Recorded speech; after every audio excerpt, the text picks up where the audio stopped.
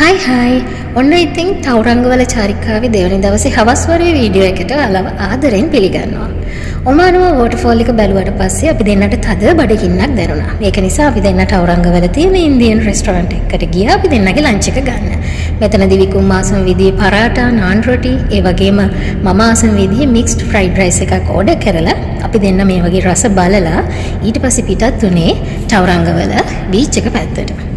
මේ බීච් එක පැත්තට යන ගමනේදී අපිට තවුරංගවල හාබර් එක දකින්න හම්බුණා. මේක තරමක විශාල හාබර් එකක්. මේ පේන්න ඔයාලට ඒක. ඉතින් බීච් එක පැත්තට ඇවිල්ලා මරයින් පැරඩ් එකට ආවට පස්සේ මෙතන අපිට දිසෙනවා මේ ලොකු කන්ද. මේක මවුන්ට් මංගුනී කියලා කියන්නේ. මේ දවස්වල මේ කන්දට යන්න බෑ, ඒක වහලා තියෙන්නේ. මොකද පහුගිය කාලේ නිව්සීලන්ත වලට ආපු අහිතකර කාලගුණ තත්ත්වයක් එක්ක මේකේ නායම් සිද්ධ වුණා. ඒ නිසා දැනට තාවකාලිකව ඒ කන්දට අපිට යන්න බෑ. ඉතින් අපි මෙන්න මේ දූපත තමයි බලන්න ගියේ. බීච් එකේ ඇවිදගෙන ගිහිල්ලා පයින්ම මේ දූපත ඇතුලේ ඇවිදින්න පුළුවන්. මේ පේන්න ඔයාලට මවුන්ට් මංගුනී. මේක හරිම ලස්සන වෝකින් ට්‍රැක් තියෙන තැනක්. නමුත් යන්න හම්බුනේ නැහැ. ඉතින් මෙන්න මේ දූපත. මේකට කියන්නේ ලෙෂර් අයිලන්ඩ් එක කියලා. සාමාන්‍යයෙන් කිලෝමීටර් 3ක විතර වපසරියක් අපිට ඇතුලේ ඇවිදගෙන යන්න පුළුවනි. පයින්ම ගිහිල්ලා පයින්ම එන්න පුළුවන්. මුහුද මැදින් ගිහිල්ලා හරිම ලස්සනයි, හරිම නිස්කලංකයි.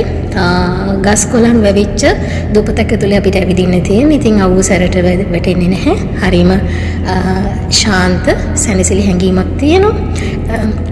අපි ගිය හවස් වරුවේ අනික ඒක නිසා හරියම නිස්කලංකව තිබුණා. අපි දැනට පැය කිහිපයක් මෙතන ගත කරා හරියම නිදහසේ. මොකද මේ විදිහට ඇවිදගෙන ගිහිල්ලා ඒක කෙලවරකදී අපිට තෙරක් නොපෙනෙන මුහුද තමයි දිගටම තියෙන්නේ. නැව් යනවා ඒ දේවල් බල හරියම රෙස්ට් එකේ ඇහැට හරි සනීපයි මේ විව් එක. ඉතින් සමහර අය ඇවිල්ලා මාළු බානවා අපි දැක්කා. ඒ වගේම සමහර අය පවුල් පිටින්ම ඇවිල්ලා මෙතන හරිම නිස්කලංකව ගත කරලා යනවා අපි දැක්කා. මගේ පාසල් කාලේ මිතුරෙක් ඉන්නවා තවුරංගවල. ඉතින් අපි එයා හම්බෙන්න යන්න තියෙන නිසා පැය කිහිපයක් මෙතන නිදහසේ ඉඳලා ඊට පස්සේ යාළුවගේ ගෙදරට පිටත් වුණා.